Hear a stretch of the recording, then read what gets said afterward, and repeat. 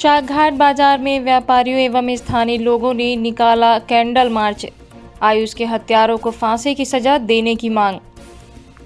चित्रकूट के बरगढ़ में कपड़ा व्यवसायी अशोक केसरवानी के 13 वर्षीय पुत्र आयुष केसरवानी का अपहरण कर निर्मम हत्या किए जाने के घटनाक्रम में के पश्चात पूरे देश में आक्रोश व्याप्त है।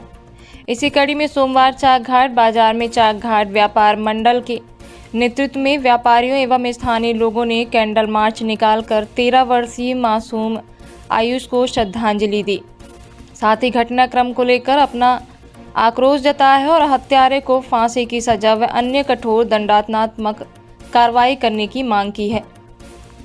बता दें कि घटनाक्रम में पुलिस द्वारा अकरम उर्फ कल्लू को एनकाउंटर में ढेर कर दिया है, जबकि इरफान अंसारी के पैर पर गोली लगी है और वह घायल है। जानकारी के अनुसार आरोपी कपड़ा व्यवसायी अशोक केसरवानी के घर पर पूर्व में किराएदार के रूप में रहते थे। समय पर किराए का भुगतान एवं अन्य नकदी रुपयों की वापसी नहीं किए जाने से पिछले माह मकान खाली करवा लिया गया था, जिसके पश्चात पड़ोस के एक मकान में किराए के रूप में रहने लगे और 22 जनवरी को आयुष को अपहरण कर 40 लाख रुपए की मांग करी गई, जहां आनन फानन में परिजनों द्वारा पुलिस सहायता के पश्चात जब आगे की कार्रवाई शुरू किया गया और 8 घंटे के बाद उक्त आरोपियों के नाम सामने आए, लेकिन तब तक बच्चे की निर्मम तरीके से हत्या किया जा चुका था। फांसी दो, फांसी दो, फांसी दो, फांसियों को फांसी दो, फांसी दो, फांसी दो, हमारी मांगे पूरी करो, पूरी करो, पूरी करो। आगे और लड़ाई है। फांसियों को फांसी दो, फांसी दो, फांसी दो।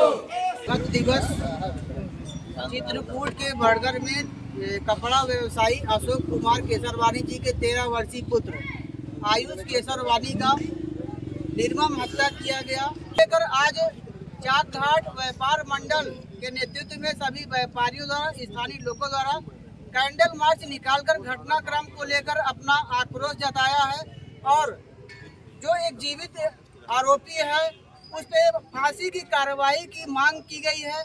यह घटनाक्रम यह दर्शाता है कि किस प्रकार से हमारे बीच में ही गद्दार लोग रह रहे हैं। हमारे भारत में इसकी संख्या एक नहीं लाखों की संख्या में है। हम सबको जागरूक होने की आवश्यकता है। इस प्रकार से अपराधी कपड़ा व्यवसायी के घर में पहले किराए में रहते थे, उसके बाद जब उन्हें किराए से बाहर निकाल दिया गया, उनके मन में जिस प्रकार से द्वेष भावना जगी और घटना को अंजाम दिया। फिरौती की रकम मांगी गई, फिरौती नहीं मिला तो घटना को अंजाम देकर इस प्रकार से कृत्य किया गया है। एक व्यक्ति को इनकाउंटर करके मौत कर दी गई, लेकिन एक व्यक्ति अभी भी जीवित है। हम सब के बीच में इस प्रकार से ये पहली घटना नहीं, इससे पहले भी कई घटनाएं हुई हैं। हम लोगों को अपने विवेक से, अपने विचारों से इस प्रकार से घटनाओं पर रोकथाम लगे।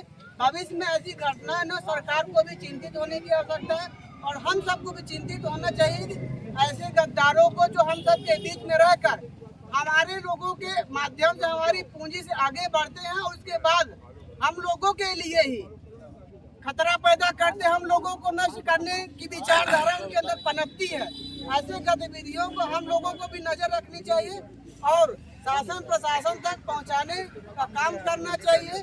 आज जो व्यापार मंडल द्वारा यह कार्यक्रम हम लोगों के बीच में कैंडल मार्च रखा गया, ये समाज में संदेश देने का प्रयास है कि ऐसी घटनाएं पुनरावृत्ति न हो। हम सबको जागरूक होकर काम करने की आवश्यकता है।